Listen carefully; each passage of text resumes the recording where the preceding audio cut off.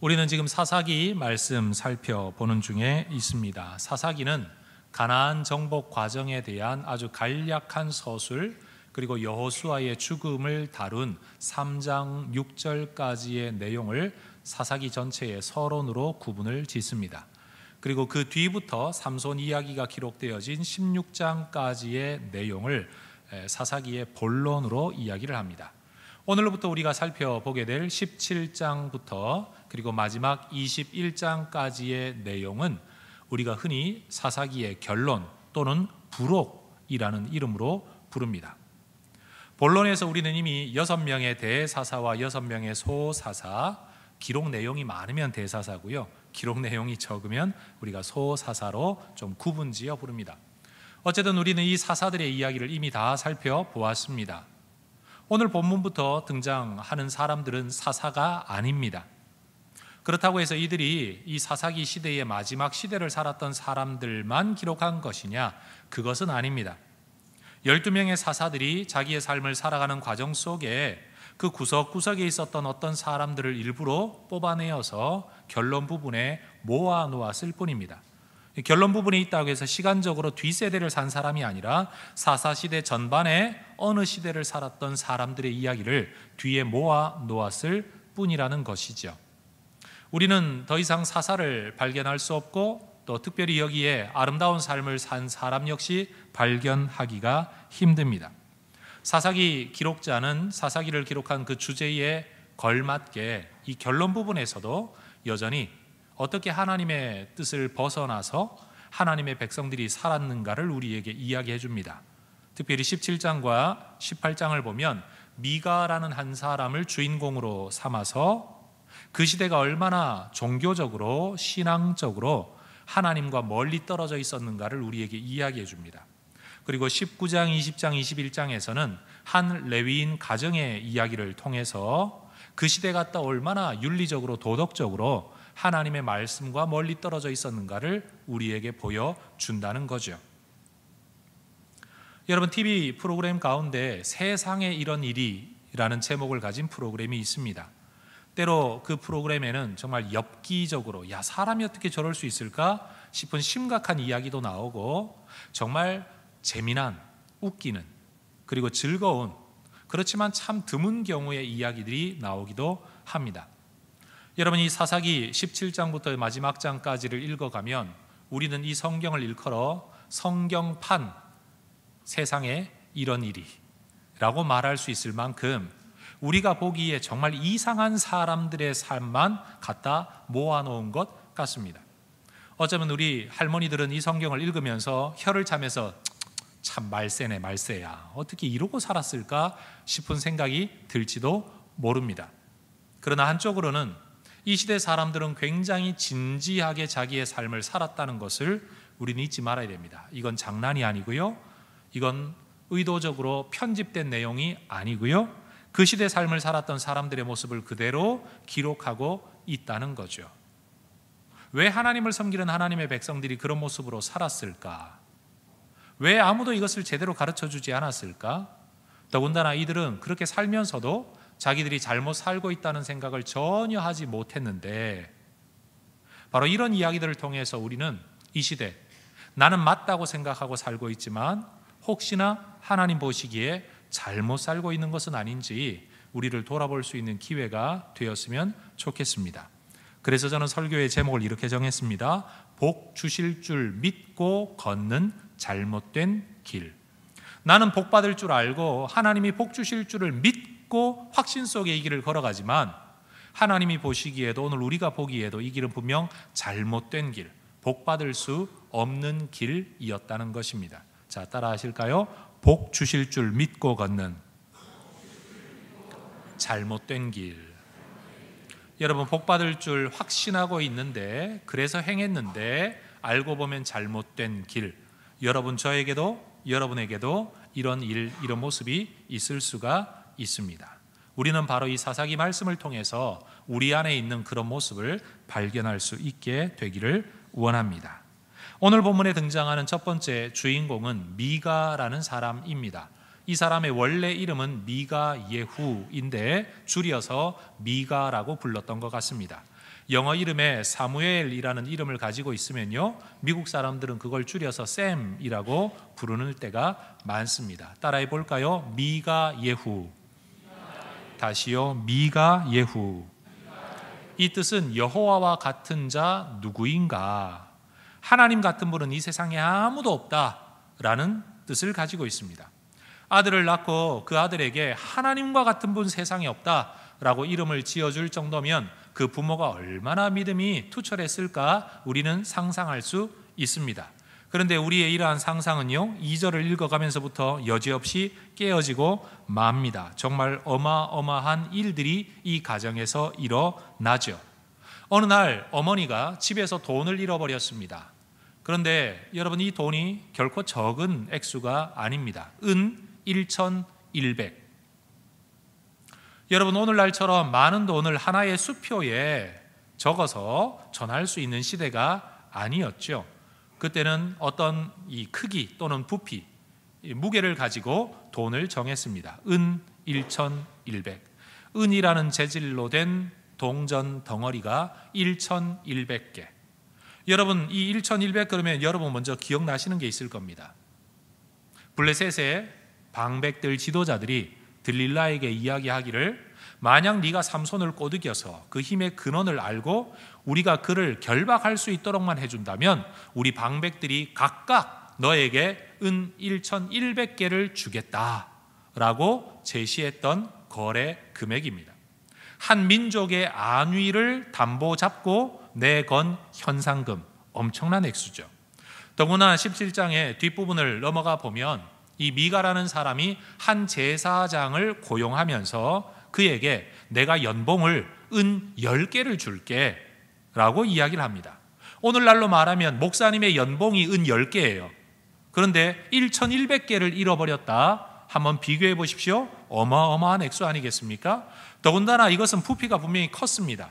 그러니까 이것을 어디에 두었는지 모르겠다, 이런 뜻이 절대 아니에요. 이거 누군가가 분명히 훔쳐가서 없어진 것입니다. 너무 분노한 어머니, 자기가 알만한 주변의 사람들에게 저주를 쏟아냅니다. 요즘 말로 하면 그런 거겠죠. 그거 가져간 놈 누군지는 몰라도 벼락 맞아 죽어버려라. 아마 이런 말을 쏟아내었을지도 모릅니다. 하나님 그놈 가만 내버려두면 하나님도 아니다. 아마 정말 마음이 상심되어져서 온갖 종류의 저주를 쏟아 부었을 겁니다. 그 가운데 특별히 아들에게도 이런 말을 했어요. 뭐 아들 들으라고 한 말이 아니고 마음의 상처, 상심 때문에 이 사람 저 사람한테 화풀이를 하는 거죠. 그런데 이게 어찌된 일인지요, 아들이 사실은 그 돈을 훔쳐 갔었어요. 그래서 어머니에게 이실직고합니다. 어머니가 이런저런 말로 저주하는 말을 내가 들었는데 사실은 제가 그 돈을 가져갔었습니다. 이 돈은 내가 훔쳤습니다라는 의미이죠. 그러자 어머니가 그 돈 다 돌려받고 아들이 더군다나 자기 잘못을 이야기하니까 아마 말이 바뀌어집니다. 위로하고 싶은 마음이 있었나 봐요. 근데 성경 마지막 2절을 보면 그의 어머니가 이르되 내 아들이 여호와께 복받기를 원하노라. 여러분, 이 집안에 일어난 이야기를 한번 생각해 보십시오. 하나님의 이름으로 선포되어지는 저주를 두려워해서 자기 잘못을 잘못했다라고 시인하는 용기 있는 모습, 또 그렇게 잘못을 시인하는 아들 또 자녀에게 하나님의 위로와 축복을 선언하는 어머니의 모습, 그냥 이 모습만 놓고 보면 굉장히 건강한 가정, 아름다운 신앙의 이야기, 아들이 잠깐 돈에 눈이 멀어서 실수했다가 다시 돌이키게 되고 회개하게 된 일종의 해프닝 정도로 이 이야기를 생각할 수 있습니다. 그런데 이게 이 집안 이야기가 전부가 아닌 거죠. 그 다음 구절을 한번 보십시오. 3절을 제가 읽습니다. 미가가 은 1,100을 그의 어머니에게 도로 주매 그의 어머니가 이르되 내가 내 아들을 위하여 한 신상을 새기며 한 신상을 부어 만들기 위해 내 손에서 이 은을 여호와께 거룩히 드리노라. 요즘 젊은 사람들은 신상 그러면 신상품인 줄 아는데 여러분, 신상품의 신상이 아니고요, 신의 모양을 새겨 만든 형상, 우상을 말하는 겁니다. 근데 여러분 한번 생각해 보세요. 이 말 속에 내가 여호와께 거룩히 드리노라 그런데 그 돈으로 뭘 만들죠? 신의 형상을 만들어요. 한번 생각해 보세요. 뭔가 앞뒤가 잘 안 맞는 것 같아요. 여러분, 십계명에도 하늘에 있는 것이나 땅에 있는 것이나 바다에 있는 그 어떤 것으로도 하나님의 형상을 만들면 안 된다. 이게 십계명의 가장 우선되는 계명인데, 지금 이 어머니가 말하기를 내가 하나님 앞에 거룩히 헌금 드리겠습니다 해놓고 목적 헌금을 하는데, 그 목적 헌금의 용도가 뭐냐? 신상을 만든다. 그리고 이 어머니는 이 일이 전혀 이상하게 여겨지질 않았어요. 4절을 보면 즉각 은장색에게 시켜서 신상을 만듭니다. 여러분 보시기에 이 어머니의 모습이 여러분 정상적으로 보이시나요?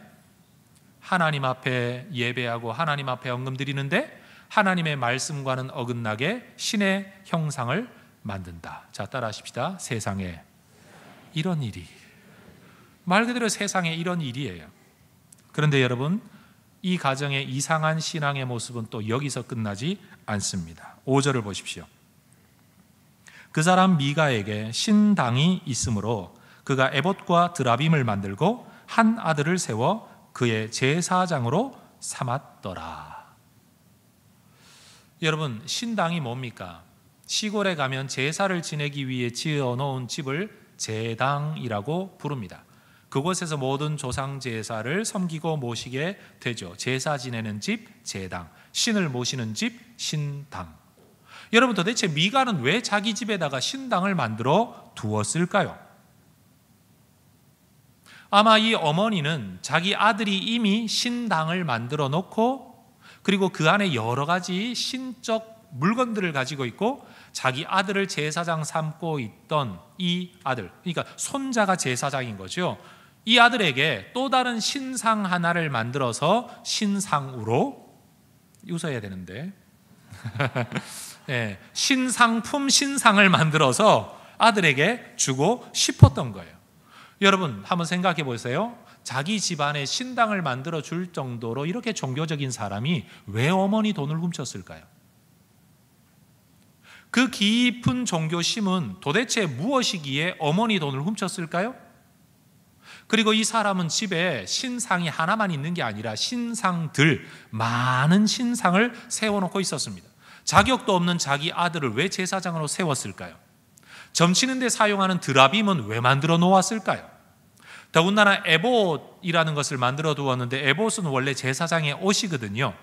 그런데 많은 사람들이 생각하기에 제사장의 옷은 그냥 제사장의 옷 정도가 아니라, 여러분 사사기 8장을 보면 기드온도 금고리들을 가지고 제사장의 옷을 만들었는데 이스라엘 백성들이 그것을 음란히 위하여서, 다시 말해 이 윤리적인 음란, 성적인 음란이 아니고 종교적이고 신앙적으로 우상 숭배적인 대상으로 이 에봇을 섬겼다고 이야기하는 거죠. 그런데 지금 이 미가라는 사람도 그저 제사장의 옷이라는 에봇이 아니라 또 다른 종교적인 상징물로 에봇을 만들어 모셔놓고 있었다는 겁니다. 도대체 이해가 안 되는 이 집안의 신앙적인 모습, 하나님을 이야기하고 있지만 우상 숭배적인, 오늘날로 이야기하면요, 마치 예배당 하나 내 목적, 내 집안을 위하여 지어놓고요, 넓은 별장 옆에다가 예배당 하나 지어놓고 자기 아들 하나를 목사로, 너 오늘부터 목사해, 교회를 위해 일하면 다 목사야, 너 목사, 그래 놓고 그 안에 무당이 점치는 방울도 갖다 놓고 여러분 제사 지낼 때 그 신위라고 부적 같은 것들도 갖다 놓고, 여러분 별의별 거 다 갖다 놓고 거기서 나는 하나님을 섬긴다, 우리 하나님께 예배합시다, 지금 이러고 있는 집안이라는 거죠. 다시 한번 따라해 볼까요? 세상에 이런 일이. 정말 이상한 집안이에요.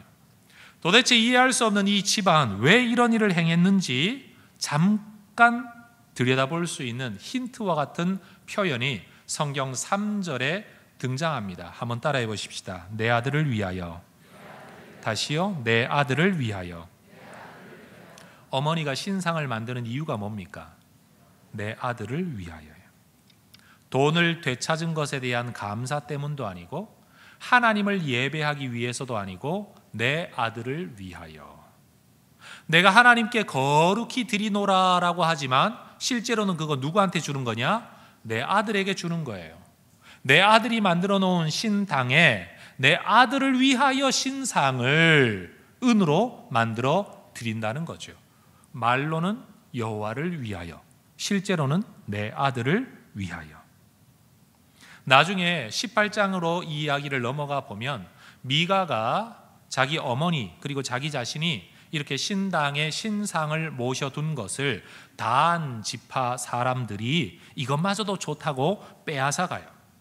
그때 미가가 자기의 이 신상을 빼앗아가는 사람들에게 뭐라고 말을 하는가 하면 18장 24절에서 미가가 이르되 내가 만든 신들을 빼앗아 갔으니, 따라하십시다. 내가 만든 신들, 내가 만든 신들. 그러니 여러분, 이 신당 안에는 우상이, 신상이 하나만 있는 게 아니라 여러 개가 있었다. 다한 자손도 하나만 빼앗아간 게 아니라 그 안에 있는 걸 다 빼앗아갔다는 걸 알 수 있죠. 여러분, 어머니는 아들을 위하여 신상을 만들고 또 그 아들은 그 안에 있는 것들을 내가 만든 신들이라고 부르고 있어요. 이 표현을 조합하면요, 사사기 17장이 우리에게 말해 주려고 하는 바가 무엇인지가 아주 분명히 보여줍니다. 따라하십시다. 아들을 위하여 내가 만든 나의 신. 다시, 아들을 위하여 내가 만든 나의 신. 그러면서 사사기는 사사기 전체의 핵심 주제가 되는 성경 구절을 직접적으로 바로 이 사건과 관련하여서 6절에서 언급합니다. 여러분에게 누차 반복했던 사사기의 핵심 구절, 그때에는 이스라엘의 왕이 없었으므로 사람마다 자기 소견에 옳은 대로 행하였더라. 이 성경 구절, 이 성경의 해석, 이 성경의 관점이 어디에서 나온 거냐? 바로 이 집안의 이 모습 속에서 나오고 있다는 거죠. 하나님을 이야기하고 있지만 신상을 만들고, 하나님께 드리겠다고 말하면서도 아들을 위해서, 하나님의 이름으로 제사장을 세우고 있지만 알고 보면 하나님의 말씀과는 전혀 상관없는 무자격자를 세워놓은 이들의 모습 속에서 자기 소견에 옳은 대로 살아가는, 신앙은 신앙인데 하나님하고는 전혀 상관없는, 하나님의 말씀과도 상관없는 자기 신앙을 갖고 살아가는 사람들의 모습을 통해서 그 시대에는 왕이 없었으므로 사람마다 자기 소견에 옳은 대로 행하였더라. 성경이 지금 그렇게 이야기하고 있다는 겁니다. 자, 이 집안의 이야기는 새로운 인물이 또 한 명 등장하면서 또 한 번의 반전, 또 한 번의 진전을 맞이합니다. 미가는 그동안 자기 집에다가 신당을 만들어 놓고 자기 아들 중에 하나를 제사장으로 삼았었습니다. 그러나 저도 여러분도 그리고 아마 미가도 알고 있었을 거예요. 공식적인 제사장은 레위인 중에서도 특별히 아론의 직계 자손들만이 제사장이 될 수 있다는 사실을 우리는 잘 알고 있습니다. 그런데 마침 고향을 떠나서 새로운 정착지를 찾고 있던 한 레위인이 이 미가의 집에까지 이르게 되었습니다. 여행 중에 그 집에 온 거죠. 너 어디 있다가 뭐 하는 사람인데 왜 여기 왔냐? 나는 새로운 거처를 찾아다니다가 여기까지 왔다. 나는 레위인이다 말합니다. 7절의 말씀을 보면 성경은 이 사람을 일컬어 청년이다라고 말합니다. 따라합시다. 청년. 옛날 성경은 이 구절을 소년이라고 번역합니다. 왜 굳이 청년이라고 번역을 할까? 많은 성경학자들이 이렇게 해석을 합니다. 원래 성경 율법에 의하면 제사장이 되려면 30세가 넘어야 됩니다. 그런데 지금 이 소년이 레위인이기는 하지만 30세가 안 되었기 때문에 굳이 성경은 이 사람을 소년 또는 청년이라고 언급하고 있다는 거죠. 더군다나 이 사람은 자기가 아론의 직계 후손이라는 어떠한 근거도 없습니다.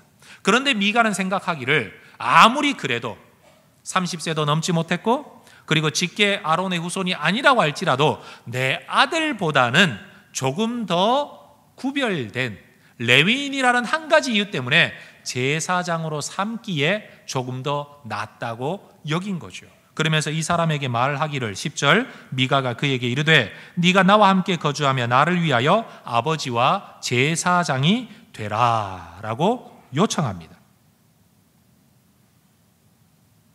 여러분, 미가는 이 사람을 일컬어 30세도 안 된 이 청년 레위인을 일컬어 나의 아버지가 되라고 요청을 하지만 정작 11절의 성경을 읽어보면 여러분, 이 사람이 아버지 같은 종교 지도자가 된 게 아니라 나중에는 미가가 아버지처럼 되고 제사장으로 세움받은 이 레위인은 그의 아들처럼 여겨졌다라는 성경 구절을 우리는 기억해야 됩니다. 더군다나 여러분, 자기 아들을 제사장 세웠다가 지금 이 레위인을 제사장으로 세우면 그 이전의 아들은 어떻게 되었을까요? 성경은 언급하지 않아요.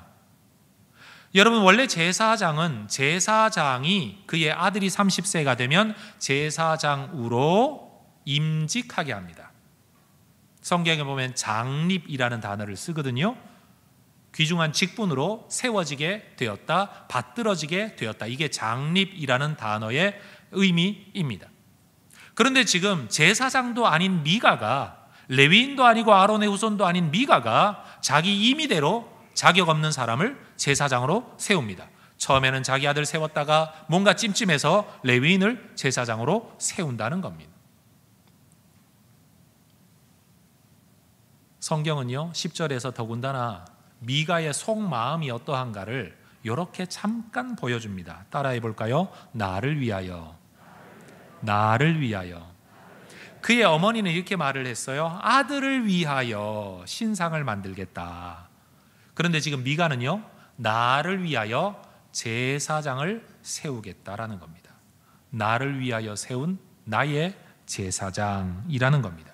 요즘 말로 하면요, 남의 돈 쉽게 도둑질하는 어떤 사람이 돈 좀 있다고 자기 집 옆에다가 자기 땅에다가 예배당 하나 만들어 놓고, 야, 뭐 목사는 원래 교회를 위해 일하는 게 목사 아니냐? 그러니까 네가 교회를 위해 일하면 너 목사 되는 거야. 너 오늘부터 목사해.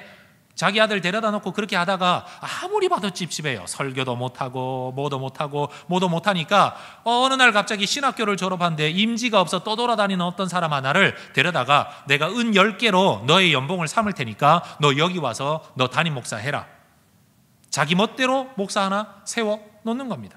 그리고 처음에는 말하기를 나의 신앙적인 지도자, 나의 아버지가 되라고 요청을 하지만 살아가다가 보니까 나중에 어떻게 돼요? 내가 아버지고 그 사람이 아들처럼 돼요. 왜요? 내가 그 사람을 먹여 살리니까요. 그리고 나중에는 이 사람을 다 빼앗길 때는 18장 24절에 뭐라고 말하는가 하면 내가 만든 나의 신, 내가 세운 내 제사장. 은연중에 그 사람의 마음속에는 바로 이런 생각이 있었던 겁니다. 여러분, 오늘날 교회에서도 이런 모습은 그대로 발견되어집니다. 성도들 가운데 때때로 이런 생각하는 분들이 있어요. 우리가 투표해서 우리가 뽑아 세운 목사님, 그러니까 그 사람은 고용인, 월급제 사장이고 우리가 이 교회 주인이야. 마음에 안 들면 얼마든지 내보내면 그만이야. 우리 담임 목사 모집한다고 광고 내면 아마 엄청나게 많은 사람들이 요즘 자리가 없어서 담임 목사 하겠다고 몰려들걸? 그러니 앞에서는 우리의 지도자입니다, 우리의 목사님입니다, 우리의 영적인 아버지입니다 해놓고 뒤로 돌아서서 성도들끼리 이야기할 때는 내가 세운 사람이야, 내가 뽑아 내가 데려온 사람이야, 내가 아니었으면 그분 이 자리 못 왔어, 이 이야기를 하는 어떤 사람들이 있다면 우리 교회 말고요 다른데 지금 사사기에 나타나고 있는 이 모습이나 그런 모습이나 다를 게 전혀 없다는 거죠. 왜 이 어머니 그리고 미가는 이런 행동을 할까요? 13절이 바로 핵심적인 이유입니다. 같이 한번 읽어보겠습니다. 이에 미가가 이르되 레위인이 내 제사장이 되었으니 이제 여호와께서 내게 복 주실 줄을 아노라. 미가의 어머니나 미가는요 확신이 있었어요. 그게 뭐죠? 이렇게 하면 복 받는다는 거예요. 내 아들이 복 받기 위하여 내가 신상 만들어 하나님 앞에 드리면 하나님 내 아들한테 복 주실 거다. 미가는 생각하기를 내가 레위인으로 제사장을 삼으면 하나님이 복 주실 거다라는 거죠. 질문 한번 해보겠습니다. 여러분이 알고 있는 성경 지식 안에서, 여러분이 알고 있는 하나님에 대한 지식 안에서 여러분 이렇게 하면 복 받을 수 있을까요? 없을까요? 다시 질문할게요. 복 받을 수 있을까요? 없을까요? 여러분, 이 미가와 그의 어머니의 모습을 한번 보세요. 얼마나 신앙적입니까? 얼마나 간절합니까? 얼마나 열정적입니까? 얼마나 희생적입니까? 어느 누구도 하지 않는데 자기 돈 내어드려서 신상 만들고 하나님을 위해서, 어느 누구도 신당 만들지 않는데 그래도 자기 집에 신당 만들고, 어느 누구도 종교성 없이 살아가는데 종교성을 가지고 살아가고, 굳이 내가 내 돈을 내어서 제사장을 세우기까지 종교적인 열심이 얼마나 특심하고 대단합니까? 그리고 하나님이 내게 복 주실 것에 대한 기대와 열망을 가지고 열심을 내고 있는 것 아닙니까? 그런데 다시 질문할게요. 이 사람이 복 받을 수 있을까요? 없을까요? 바로 그거예요. 나는 복 받을 줄 믿고 걸어가는 길인데 사실은 복 받을 수 없는 길. 얼마나 불쌍합니까? 얼마나 안타깝습니까? 이것이 하나님의 말씀이 중심이 되지 않고 기준이 되지 않고 하나님이 그 삶의 진짜 왕이 되지 못한 사람들이 가진 신앙생활의 모습이라는 겁니다. 오늘날도 교회 안에 많은 사람들이 하나님께 복받기 위하여 예배하러 옵니다. 그런데 여러분, 솔직히 예배당에 앉아있는 사람들 중에서도 이 미가의 어머니와 미가 같은 사람들이 있을 수 있다는 거죠. 그리고 신앙생활을 하고 있는 우리 자신도 항상 그렇게 잘못하지는 않겠지만 어떤 부분에서인가는 그럴 수 있다는 거죠. 아마 미가는 그렇게 생각했을런지도 모릅니다. 이렇게 암흑의 시대에, 종교성이 없는 시대에 내가 이처럼 하나님을 열심히 섬기는데 하나님이 내게 복 안 주시면 누구한테 복을 주시겠나?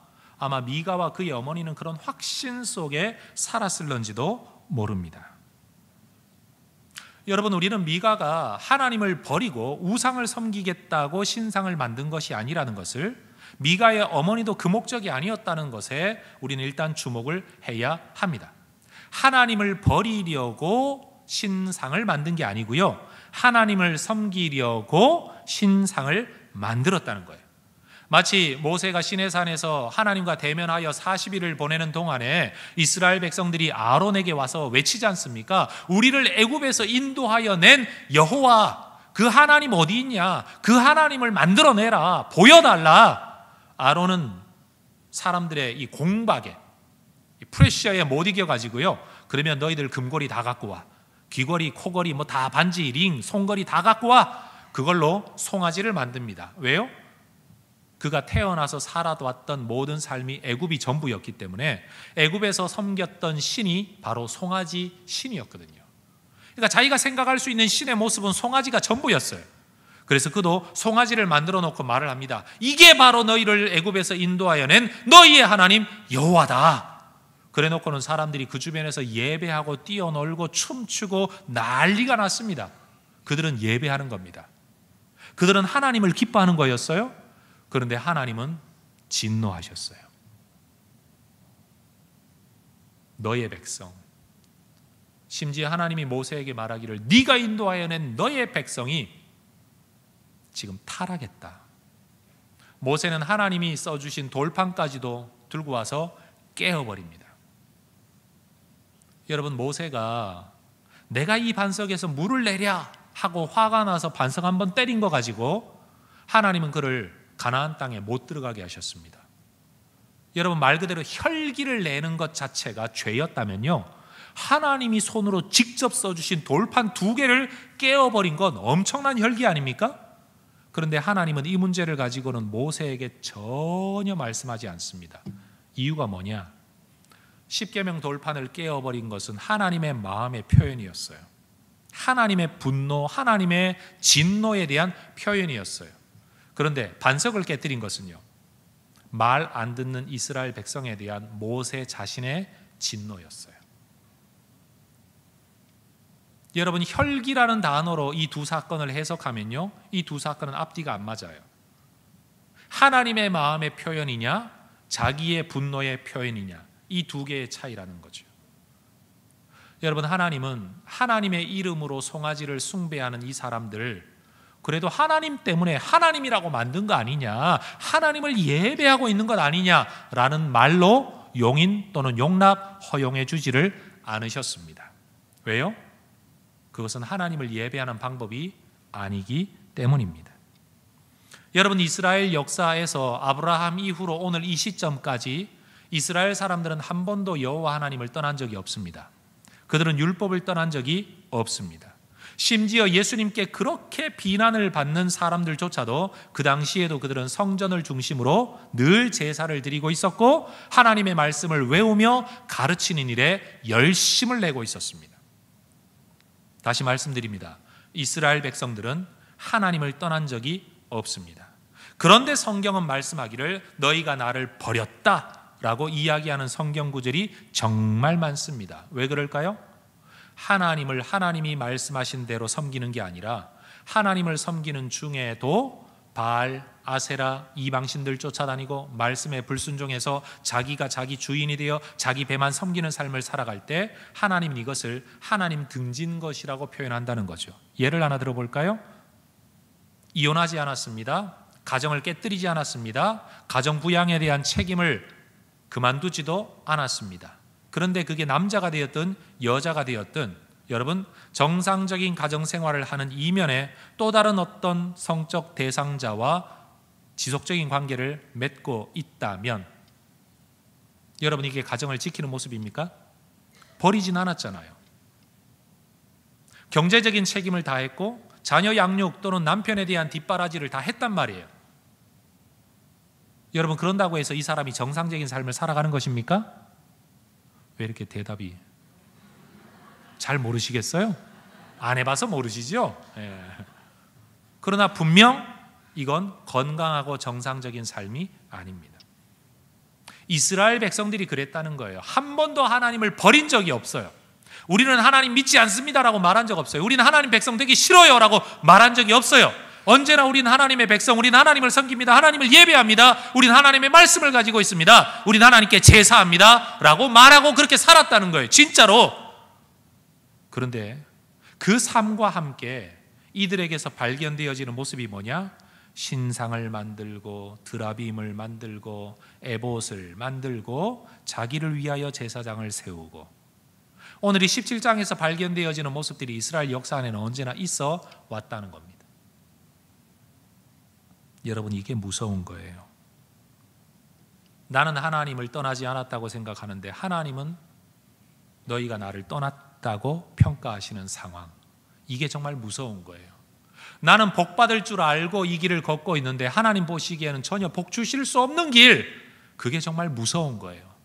나는 예수 제대로 믿고 있다고 생각하고 살아가고 있는데 하나님이 보시기에는 구원받을 수도 없고 하나님의 복을 누릴 수도 없는 인생을 살아가는 처치 멤버들이 있다면 이게 정말 무서운 일이라는 거죠. 심지어 하나님은 말라기 선지자를 통하여 이스라엘 백성들에게 이런 말씀도 하셨어요. 말라기 1장 9절 10절에 만군의 여호와가 내가 말하겠다. 너희가 하나님께 은혜를 구하면서 우리를 불쌍히 여겨주소서라고 한번 말해봐라. 그런다고 한들 내가 너희를 구원하겠느냐? 내가 너희를 받아주겠느냐? 10절은 더 심합니다. 만군의 여호와가 이르노라. 너희가 내 제단 위에 헛되이 불사르지 못하게 하기 위하여 너희 중에 성전문을 닫을 자가 있었으면 좋겠도다. 내가 너희를 기뻐하지 아니하며 너희가 손으로 드리는 것을 받지도 아니하리라. 야, 누가 교회 문 좀 닫아버리면 좋겠다. 우리는 때만 되면 주님 앞에 나와 예배하노라고, 이러면 복받고 이러면 은혜를 누리는 길이라고 믿고 우리는 교회로 몰려들고 있는데, 만약 하나님이 말씀하시기를 야, 누가 교회 문 좀 닫아버리는 사람이 있으면 좋겠다. 여러분, 만약 그런 상황이라면 우리가 드리는 예배, 우리가 생각하고 있는 신앙은 도대체 무엇이냔 말이죠.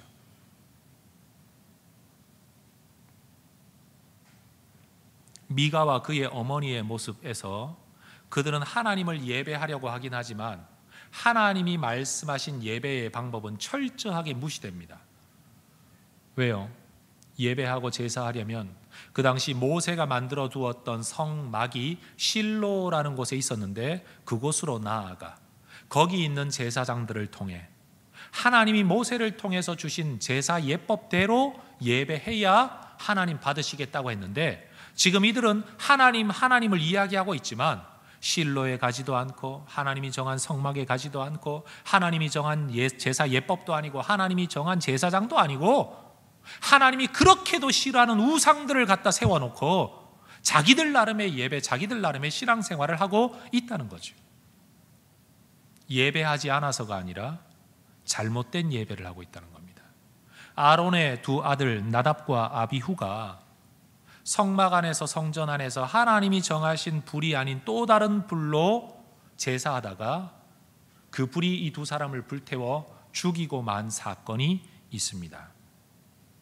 나답과 아비후는 제사를 드리지 않아서 죽임당한 게 아니고 잘못된 제사를 드렸기 때문에 죽임당한 겁니다.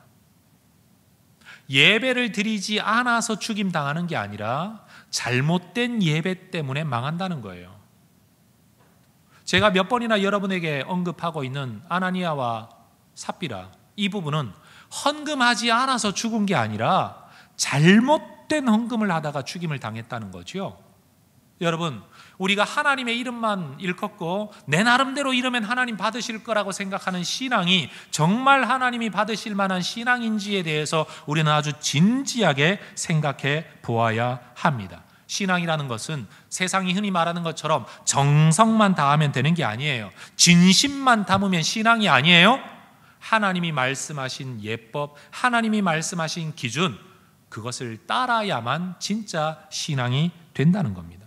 심지어 모세조차도 그가 제사 예법을 정할 때에 여러분, 자기가 정한 게 아니에요. 하나님이 시키는 대로, 말씀하시는 대로 정했다는 거죠.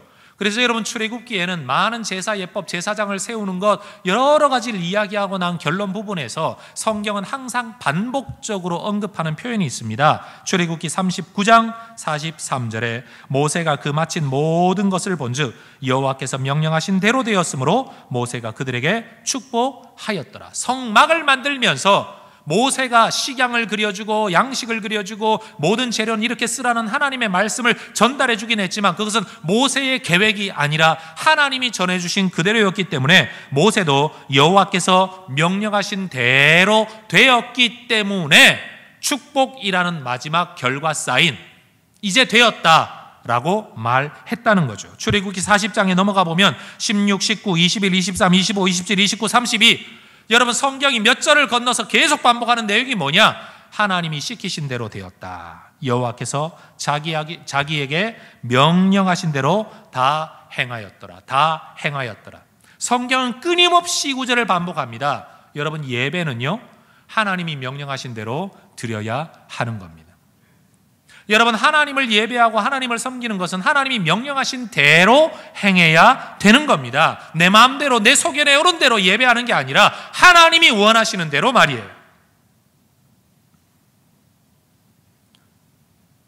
사무엘이 등장하는 시대의 제사장이었던 엘리, 나의 하나님이라는 뜻을 갖고 있는 엘리, 그의 두 아들 홈리와 비느하스, 그들은 제사장입니다. 아론의 직계 후손들이에요. 그런데 여러분, 이 두 제사장이 제사장의 지위를 가지고 그 역할, 그 포지션에서 그 역할은 하고는 있었는데 이들은 어떤 삶을 살았는가 하면요, 요즘 표현으로 하면 헌금 주머니에 손 집어넣어가지고 내 손에 잡혀 나오는 헌금 봉투는 전부 다 내 거, 이런 식으로 살았어요. 옛날에 저희 아버님께서는 교회 가서 헌금 주머니를 이렇게 앞에다가 갖다 놓는 것을 보면서 아, 저건 다 목사가 가져가는 거구나, 이 생각하셨대요. 그래서 목사가 되면 돈 억수로 많이 버는 줄 알았대요. 왜? 사람들이 내는 돈 다 목사 거니까. 여러분, 근데 이 엘리의 두 아들도 그런 식으로 살았어요. 하나님 앞에 제물을 바쳐드리면 그 중에 일부는 제사를 마친 이후에 뭐 넓적다리 뭐 어쩌고 저쩌고 뭐 이런 부분들은 제사장들에게 드리도록 율법이 정해놓고 있거든요. 그러니까 이 두 아들은 이렇게 말을 했어요. 야, 어차피 제사 마치고 나면 그거 내 거가 되잖아. 근데 난 물에 빠진 고기는 싫거든. 삶은 고기는 싫어. 자고로 고기는 직화, 구이, 불에 구워야 제맛이야. 나는 물에 삶은 고기보다는 불에 구워 먹는 고기가 좋아. 그러니까 빨리 갖고 와. 제사를 준비하는 사람들이 말합니다. 안 됩니다. 예배를 드리고 제사를 드리고 나야 줄 수 있는 거지. 이 두 아들은 제사장인데도 말합니다. 야, 어차피 그건 내 거야. 내놔. 또 성막에서 봉사하는 여러 여인들이 있는데 이 두 아들이 하나같이 이렇게 말합니다. 오, 쟤 좀 예쁘게 생겼는데 너 일로 와봐. 안 돼요, 안 돼요. 그러면 야, 제사장의 말을 안 들어? 그러면서 여인들을 겁탈해요. 여러분, 이런 식으로 살아가는 제사장들이었는데 전쟁이 일어나자 전쟁에서 이기기 위해서 하나님의 임재의 상징인 법궤를 메고 나갑니다. 왜요? 하나님이 우리와 함께 하시면 이 전쟁에서 이길 거야. 표현 좀 강력하게 하겠습니다. 삶은 개판처럼 살면서도 법궤만 붙잡고 있으면 승리할 줄 알고 전쟁에 나갑니다. 여러분, 이 전쟁의 결과가 뭔 줄 아십니까? 전쟁에서 패하고 두 제사장은 죽고 법궤는 빼앗겨 버립니다. 법궤가 능력이 아닙니다. 법궤가 능력이 아닙니다. 하나님을 믿는 믿음과 하나님과 맺어진 관계와 말씀에 대한 순종이 능력이지 법궤가 능력이 아닙니다. 법궤만 들고 나가면 이길 거라고 믿었던 이 두 아들 제사장의 모습은요, 우상 숭배였습니다. 자기 소견에 오른 대로 산 거죠. 믿음대로 산 게 아니고 말씀대로 산 게 아니고 자기 소견에 오른 대로. 마치 성전을 중심으로 자기 배를 채우고 탐욕을 채우고 성욕을 채우며 살았던 것이 하나님을 왕 삼지 않은, 비록 제사장이라고 할지라도 하나님을 왕 삼지 않은 자기 소견에 오른 대로의 삶이었던 것처럼 법궤를 들고 전쟁에 나가면 무조건 이길 거라고 생각하는 이것조차도 여전히 자기 소견에 오른 대로의 삶이었다는 겁니다. 아론의 두 아들도 하나님 앞에 예배, 불이 이 불이나 저 불이나 다 똑같은 불이지 뭐, 짐승을 불태우면 다 똑같은 불이지 뭐, 자기 소견에 오른 대로 그렇게 하다가 하나님은 이걸 얼마나 싫어하시는지를 하나님께서 보여주시는 한 쇼케이스가 되고 말았던 겁니다. 여러분, 오늘 우리는 어떻게 우리 하나님을 섬기고 있습니까?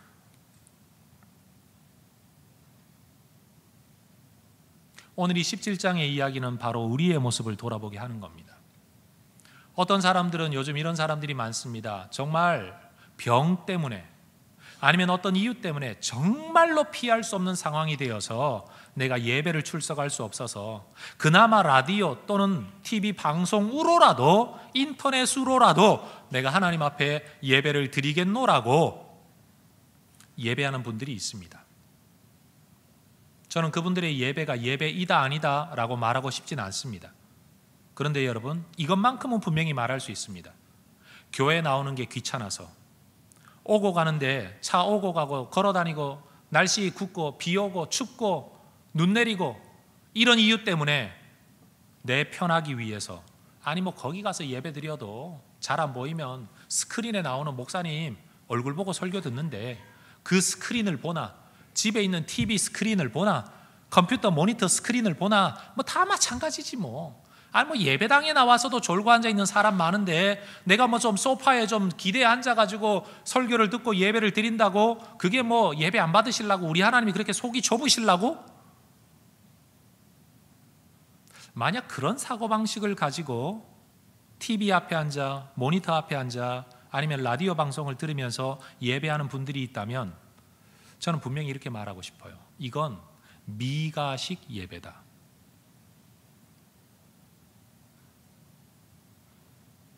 하나님 앞에 나아간다는, 내 속마음을 하나님 앞에 보여드리는 행위적인 예배가 없이, 내가 예배를 위해 치러야 될 대가가 없이 우리가 하나님을 예배하면서도 내가 복받았다, 나는 예배하고 있다, 난 예수를 믿고 있다, 어쩌면 우리는 정말 이 시대의 착각 속에 하나님을 섬기고 있는지도 모르는 거죠.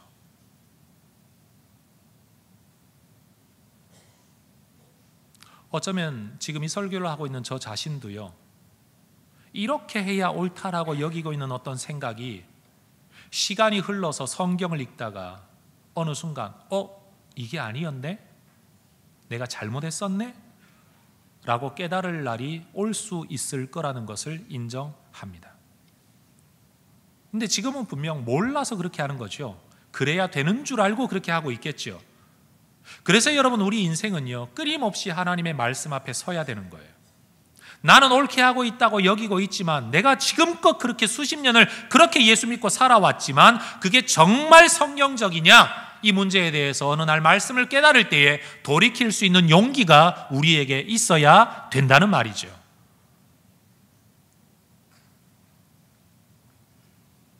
미가와 그의 어머니 또 그 자녀들의 모습에서 우리는 사사기 서론에서 이야기했던 이스라엘 백성들의 모습을 떠올리게 됩니다. 그게 뭐냐? 사사기 2장 10절에 그 세대 사람도 다 그 조상들에게 돌아갔고 그 후에 일어난 다른 세대는 여호와를 알지 못하며 여호와께서 이스라엘을 위하여 행하신 일도 알지 못하였더라. 그러나 여러분, 지금 미가가 여호와를 압니까 모릅니까?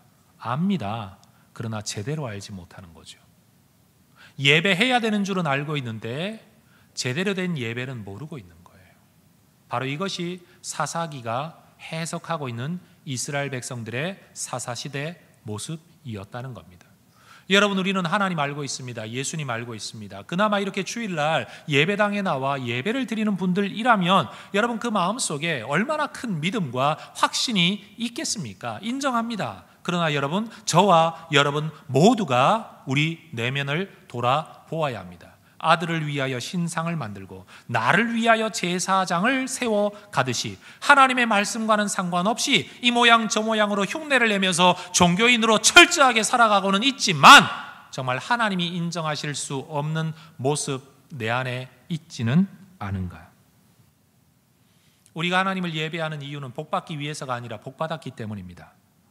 우리는 구원받기 위해 예배하는 것이 아니라 구원받았기 때문에 예배하는 겁니다. 맞지 않습니까?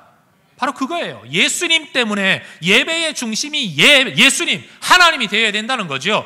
이 우리의 미래를 위하여 예배하는 게 아니라 우리에게 이미 이루어진 하나님의 구원, 이미 주신 하나님의 복, 어쩌면 우리의 과거와 현재 때문에 우리는 예배해야 되는 거예요. 이런 예배 가운데 우리의 미래에 하나님이 복을 주신다면 더할 나위 없이 감사한 일이지만 과거가 없이 단순히 미래의 복 받기 위하여, 아들을 위하여, 나를 위하여, 잘되기 위하여, 복 받기 위하여 여러분, 하나님의 뜻과는 상관없는 예배를 하고 있다면 우상을 섬기는 것과 무엇이 다를 것이며 바로 이러한 우리를 향해 우리 하나님이 이 시대에도 말씀하실지도 모릅니다. 누군가가 교회 문을 좀 닫았으면 좋겠다. 더 심각하게 말하면 누군가가 저 목사들의 입 좀 다물게 만들면 좋겠다. 어쩌면 그러실지도 모르는 겁니다.